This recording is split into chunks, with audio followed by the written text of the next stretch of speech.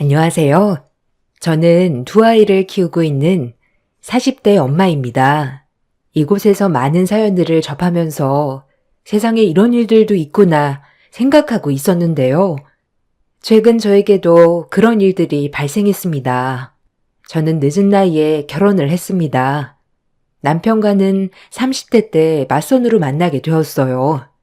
처음에는 남편이 크게 마음에 든 것은 아니었지만 대화를 나눠보니 저와도 잘 맞을 것 같다 생각이 들었었죠. 남편과 연애를 시작하고 나서 저는 3개월 만에 결혼을 하게 되었습니다.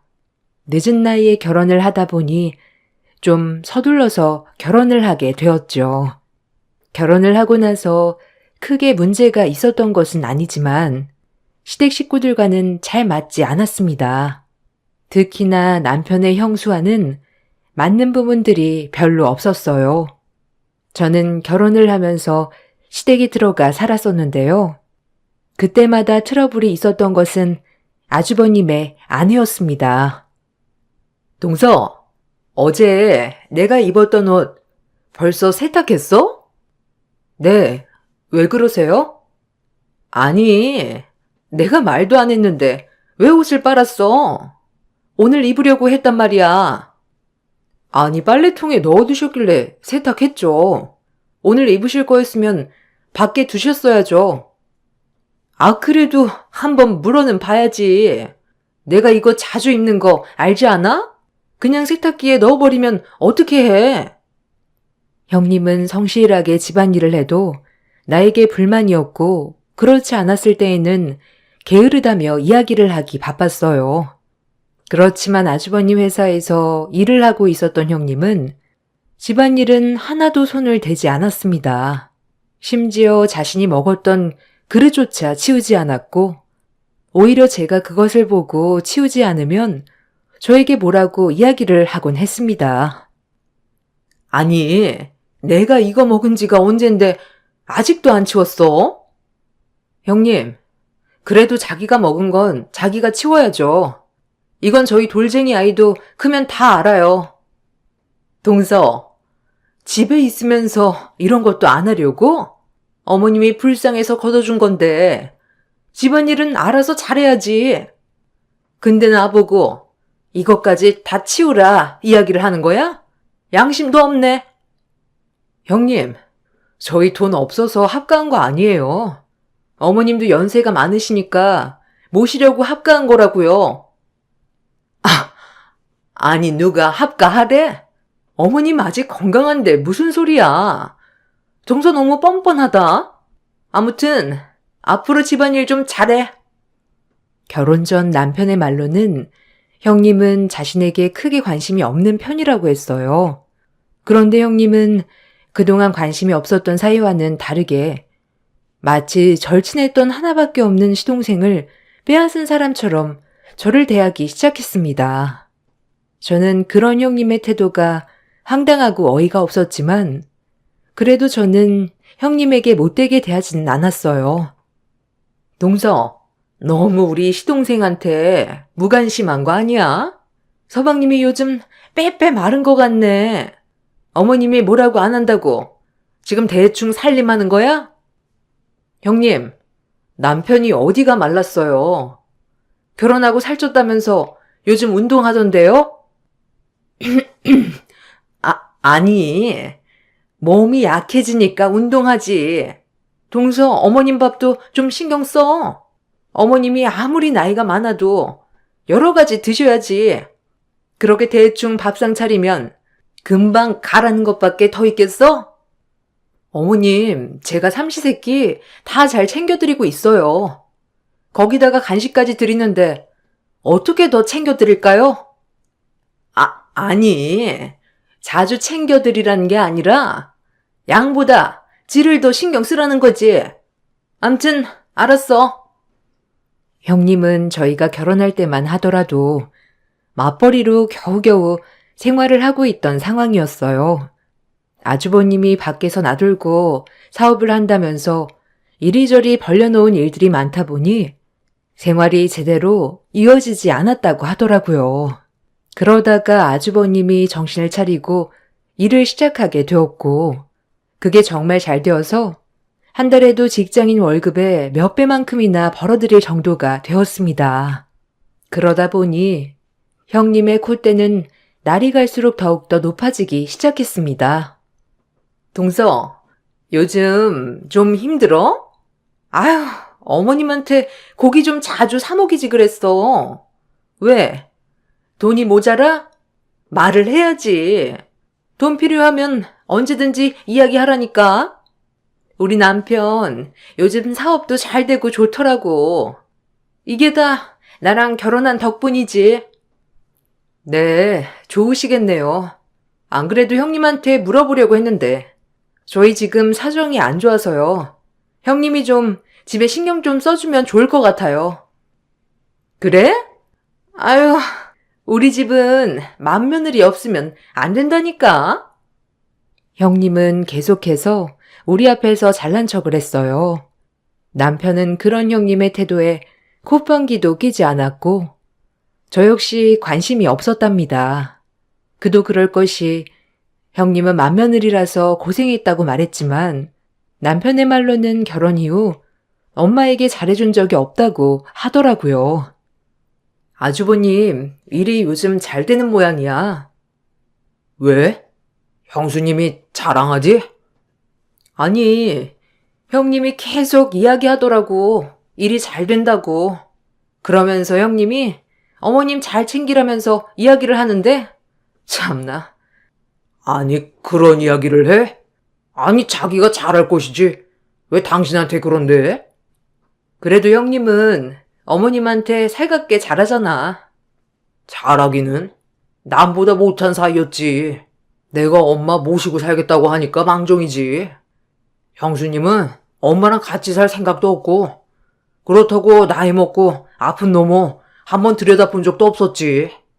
뭐 형수님만 그래? 형도 마찬가지지. 엄마가 그렇게 젊을 때 도와줬는데 그 생각은 하지도 않고. 남편의 말로는 형님 내외는 어머님에게 전혀 관심이 없었던 부부라고 했어요. 그러다가 저희가 어머님과 합가를 하겠다며 결혼을 하고 난 이후로 더욱 저를 탐탁치 않게 생각을 했던 것이죠. 거기다 저희는 형님 부부의 행동에 전혀 관심이 없었고 신경도 쓰지 않았어요. 그런데 오히려 관심을 두지 않자 형님은 더 관심을 받으려고 매번 만날 때마다 얼마나 사업이 잘 진행되고 있는지를 얘기하곤 했습니다. 아주버님의 사업이 잘 되고 나서 집안에 간섭하는 일이 줄어들다 보니 사실 자랑을 하는 것은 얼마든지 들어줄 수 있다고 생각을 했어요. 아주버님의 사업이 잘 되기 시작하면서 그쪽으로 좀 더 신경을 썼기 때문이었어요.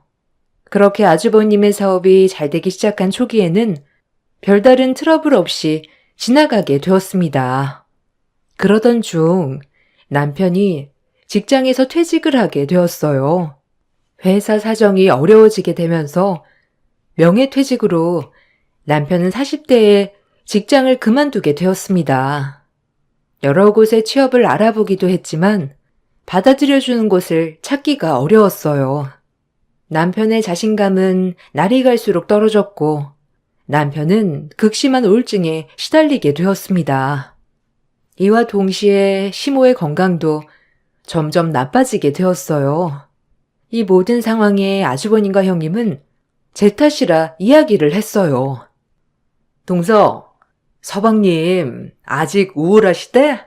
아니 좀 쉬면 어때서 그래? 동서가 서방님한테 막 뭐라 한 거 아니야?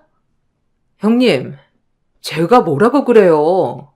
저도 남편 조금 쉬었으면 좋겠다 생각을 하는데 본인은 그게 받아들여지지 않는가 보더라고요. 저도 많이 이야기하고 달래주고 있어요. 근데 아직도 그런다고? 아니 40대밖에 안 되었는데 동서가 엄청 뭐라고 한 거 아니야? 어머님도 그렇고 요즘 통 기운이 없어 보여. 아니 제가 뭐라고 그래요. 갑자기 일을 그만두니까 그럴 수밖에 없죠.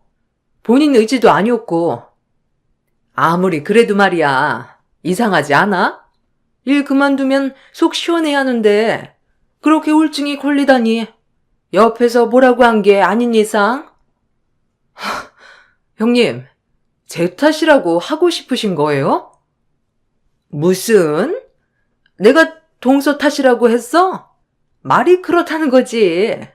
동서, 요즘 좀 예민하다. 어머님이랑 서방님이 아파서 그런 거야? 이런 것도 다 자격지심이야. 마음이 좀 넉넉해야 하는 일들이 잘 되지.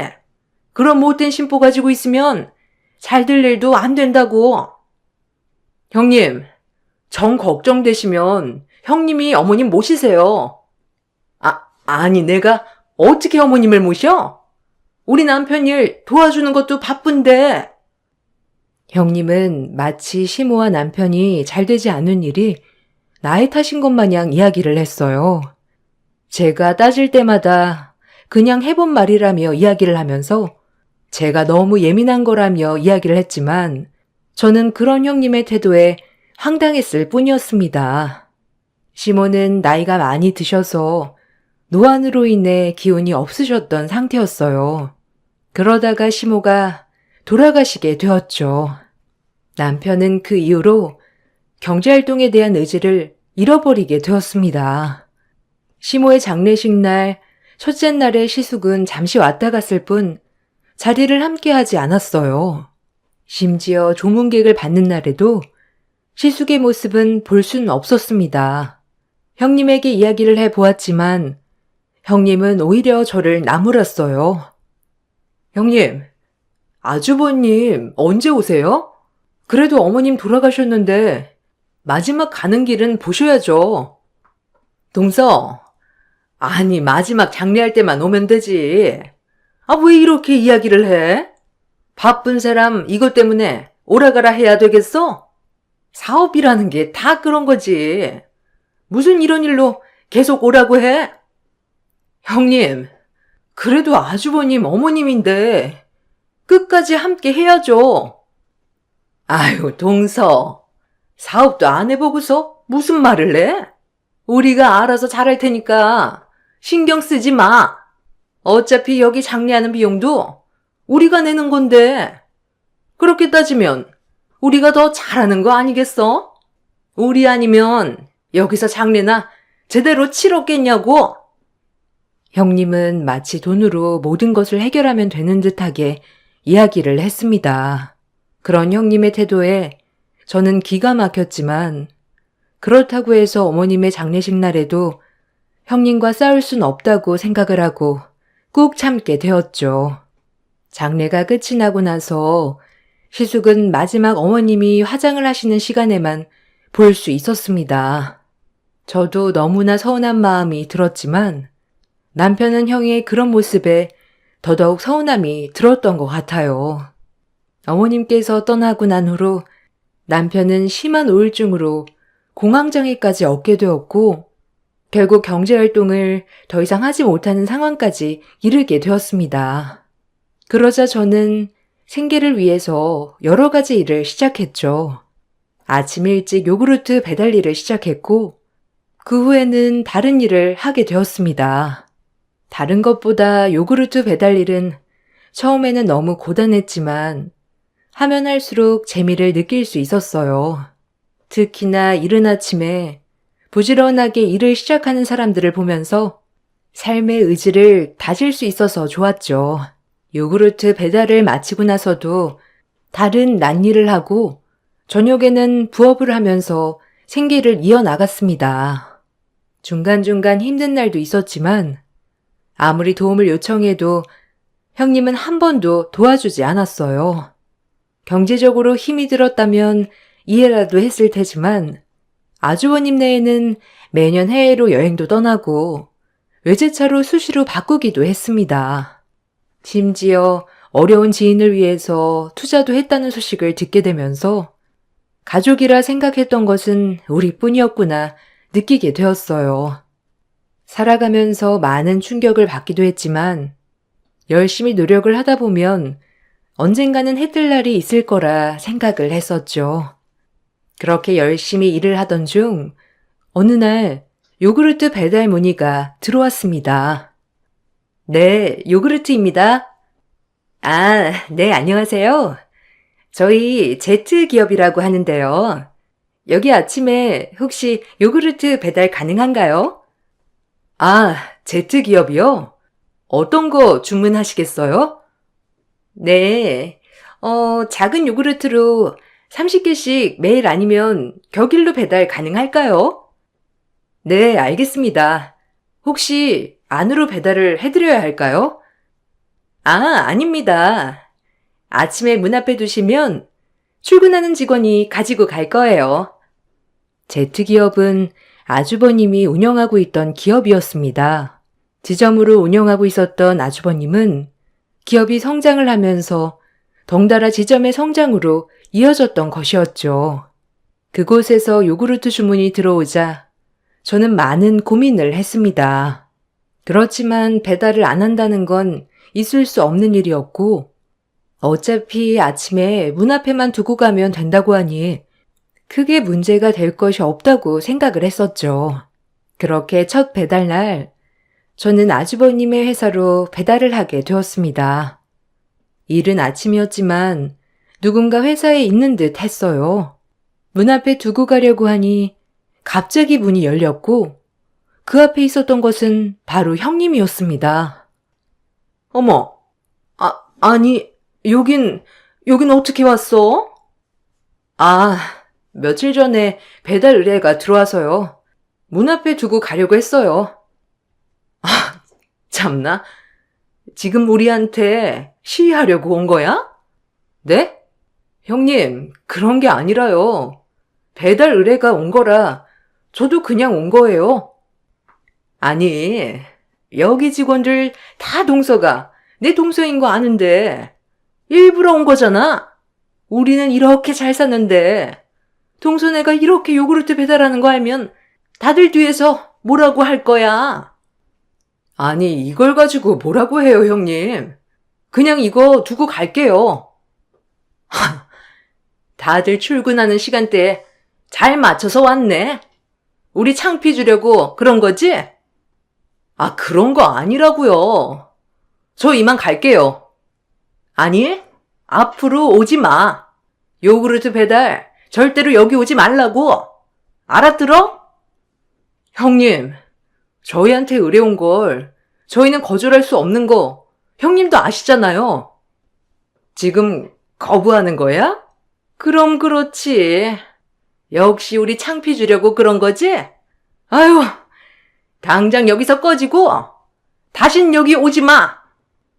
형님은 문 앞에 서 있는 저에게 구두발로 발길질을 하면서 당장 사라지라고 소리를 질렀습니다.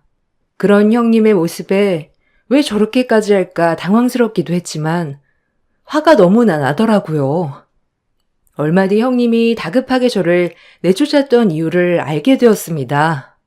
누군가 계단을 올라와 놀라운 얼굴로 저희를 보고 있었기 때문이었어요. 당신 지금 뭐 하는 거야? 아니, 요구르트 안 받는데 갑자기 놓고 가서요. 죄송합니다, 회장님.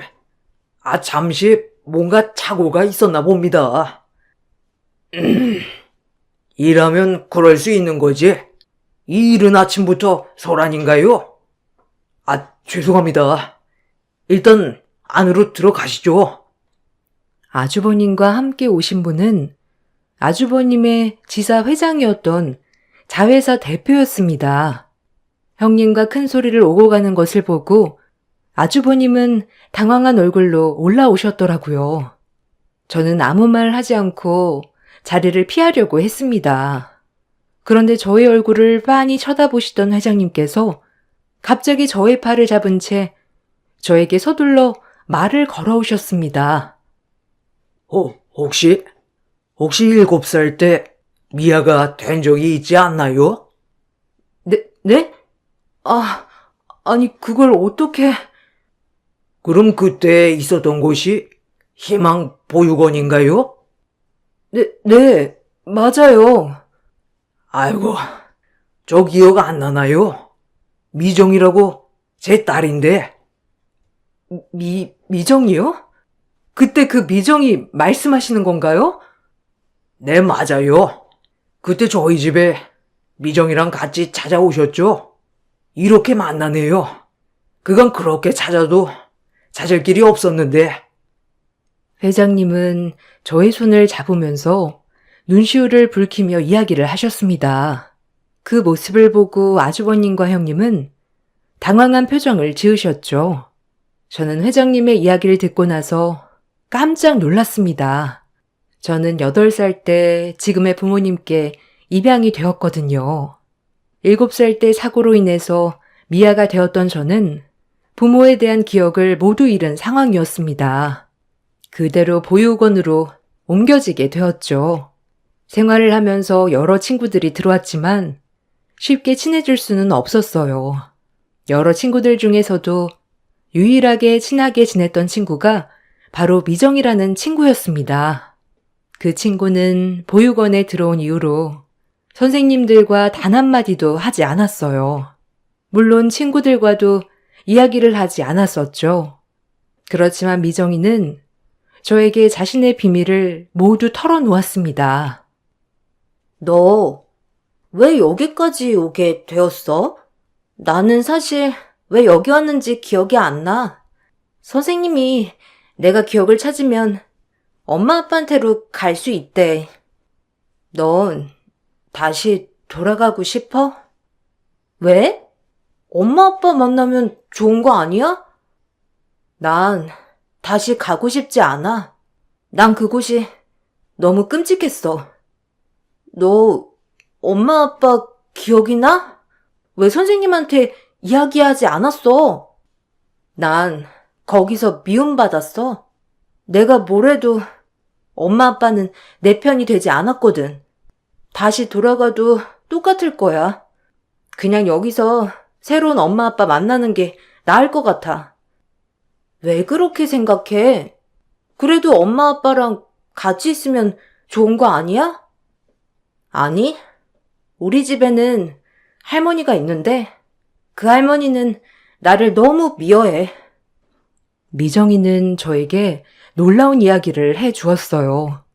할머니는 아들을 원하셨는지 미정이에게 매우 냉정하게 대하셨고 여자라서 쓸모가 없다는 이야기도 했다고 하셨죠. 그 얘기를 듣고 나서 엄마에게 말을 했지만 엄마는 전혀 반응을 하지 않으셨고 울기만 하셨다고 해요. 거기다가 엄마가 아빠에게 이야기를 해도 외면할 뿐 제대로 할머니에게 화를 내지 않았다고 하더라고요. 결국 이 가족에게서 더 이상 자신은 필요하지 않은 존재라고 생각한 미정이는 그대로 집을 나오게 되었고 아무런 이야기를 하지 않은 채 다시 입양이 되기만을 기다리게 된 것이라며 저에게 이야기를 했습니다. 저는 그런 미정이의 말을 듣고 마음이 너무나 아팠어요. 저는 기억하지도 못하고 있는 가족을 그리워하고 있었던 상황이라 미정이의 마음이 반대될 수도 있겠다 생각이 들었죠. 입양을 가기 전 저는 미정이에게 마지막으로 친부모를 만나러 가자며 제안을 하게 되었습니다. 미정이는 원하지 않았지만 저는 다음날 입양을 가야 하는 상황이라 지금이 아니면 기회가 없다고 이야기를 했죠. 그렇게 저는 미정이와 친부모의 집으로 향하게 되었습니다. 그동안 보육원으로 봉사를 오시는 분들이 작게 주었던 돈들을 모아 미정이의 친부모를 찾는데 사용을 했습니다. 겨우겨우 버스를 물어물어 알아보고 타고 나서 의심한 사람들에게는 할머니 댁으로 향한다며 이야기를 했습니다. 그 후에 미정이가 기억하는 동네를 찾을 수 있었고 그 동네에서 미정이의 부모님 이름으로 수소문을 내서 집을 찾았고 결국 미정이의 친부모를 찾을 수 있었어요. 미정이는 제게 고맙다는 증표로 금팔찌를 선물로 주었어요. 그렇게 미정이의 집을 찾아가게 된 저는 그대로 다시 보육원으로 돌아왔죠. 그날 이후 저는 한 난임 부부에게 입양이 되었고 그때의 일은 점점 잊혀지기 시작했습니다. 그런데 바로 그 미정이의 아버지가 아주버님의 회사 대표였던 것이죠. 아유, 그때 미정이가 오고 나서 나는 정신을 차렸습니다. 아니, 미정이가 집을 나간 이유를 알고 나서 정신을 차렸죠. 아, 그러셨군요. 미정이는 잘 지내고 있나요? 저도 그날 이후로 까마득히 잊어버렸네요. 아, 그럼요. 미정이는 그날 이후로 정말 잘 지내서 지금 이 회사를 운영하고 있어요. 저도 이제 나이가 많이 들었고 자리를 물러나야 하는 시기라 저 대신 미정이가 이 일을 맡게 되었네요. 그동안 아무리 찾아도 찾을 수가 없어서 답답했는데 이렇게 만나게 되다니 너무 기쁩니다. 사실 죽기 전에는 다시 만나지 못할 수 있겠다 싶었거든요. 아, 미정이도 보고 싶네요. 미정인 사실 다시 돌아오고 싶지 않았다고 했는데 같이 있던 친구가 자꾸만 자신의 마음을 움직였다고 하더라고요. 선생님이 아니었으면 우리 미정이 다시 보지 못했을 겁니다. 정말 고맙다는 말을 하고 싶었어요. 아, 회장님, 말씀 낮추세요. 저는 그냥 미정이가 좋은 가족을 다시 만났으면 좋겠다고 생각했어요. 그때 당시만 하더라도 저는 미정이가 다시 가족을 만났으면 좋겠다는 생각에 했던 일이었지만 결국 그 가족에게는 잃어버렸던 하나밖에 없는 딸을 다시 만나게 되었던 일이 된 것입니다.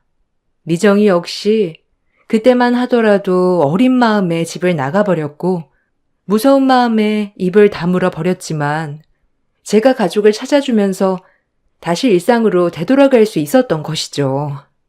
그 후에 저는 미정이와도 만남을 갖게 되었습니다.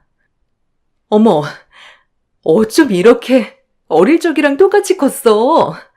너무 반갑다. 아버지가 너가 차고 있던 팔찌 보고 알아보셨대. 미정아, 너도 진짜 그대로다. 벌써 40년이나 지났어. 그런데 이렇게 그대로라니 너무 놀랍네. 난 종종 그 팔찌 차고 다녔지. 넌 어떻게 지냈어? 정말 세월 빠르다. 우리 그때 진짜 어렸는데 너 덕분에 나 다시 가족을 만났고 행복하게 잘 지낼 수 있었어. 너는 어떻게 지냈어? 그날 이후로 입양 갔다는 소식은 들었어. 너 찾으려고 했는데 이미 입양 간 가족들은 연락도 안 되고 너는 이름도 바꿔서 찾을 수가 없더라고. 나 입양 가서 그 집안 성씨랑 이름으로 다 바꿨어. 그래서 더 못 찾았을 거야. 잘 지냈다니 너무 다행이다. 나 사실 그때 은혜 갚으려고 더 열심히 살았어.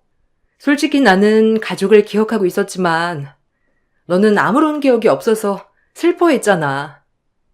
그 보육원에서 유일하게 나를 신경 써주고 잘해주었던 것도 너뿐이었고 언젠가는 만나면 내가 그 은혜 보답하려고 이렇게 노력해서 대표 자리까지 앉게 되었어. 어머, 진짜 축하해. 잘됐다. 너무 잘됐어. 그렇지? 이거 다 네 덕분이야. 어떤 것이든 말만 한다면 다 도와줄 수 있어. 내가 할 수 있는 건 다 해줄게. 원하는 거 있으면 말해봐. 에이, 무슨 원하는 게 있다고 그래. 그냥 그땐 내 친구니까 가족을 찾아준 거지. 지금 생각해보면 정말 대단해. 겨우 7, 8살밖에 되지 않았는데 거기다가 소중하게 모아둔 돈들을 오로지 나를 위해 쓴 거잖아. 그러게 말이야. 아마 마지막으로 했던 선행이 아닐까 싶기도 하고.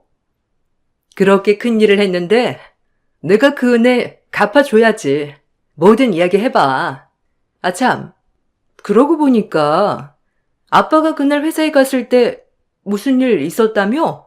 거기 대표랑 아는 사이야? 아, 사실 거기 대표 우리 아주버님이야. 요구르트 배달하러 갔는데 잠깐 일이 있었어. 아, 아빠 말로는 좀 소란이 있었다고 하던데? 싸운 거야? 싸우기보다는 아무래도 내가 가족인데 요구르트 배달을 간다는 게 좀 신경 쓰였나 보더라고. 미정이는 저의 이야기를 듣고 한참을 생각하다 갑자기 한 가지 제안을 했습니다. 저는 그 제안을 듣고 나서 고민을 하게 되었죠. 그렇지만 미정이는 저에게 꼭 은혜를 갚고 싶다면서 거절하지 말아달라고 이야기를 했습니다.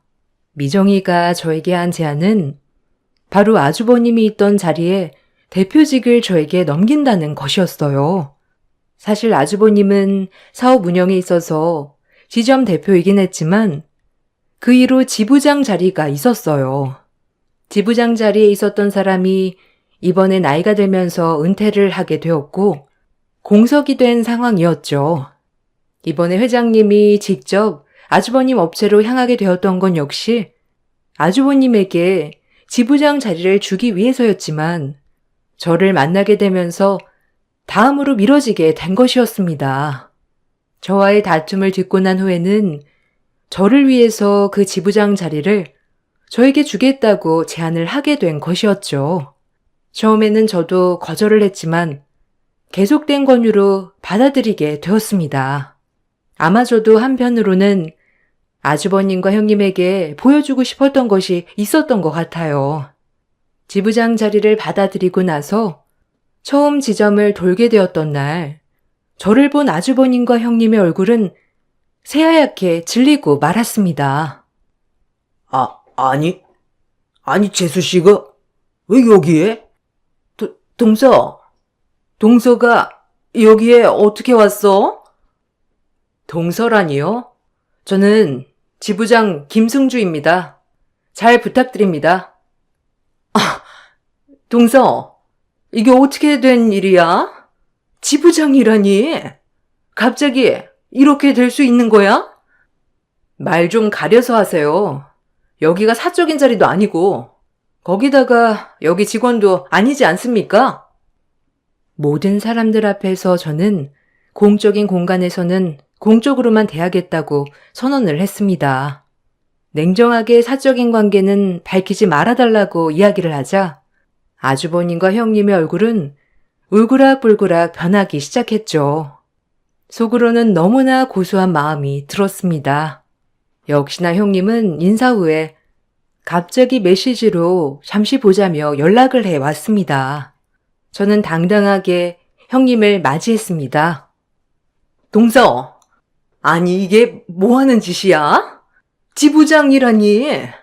지금 이게 말이나 돼?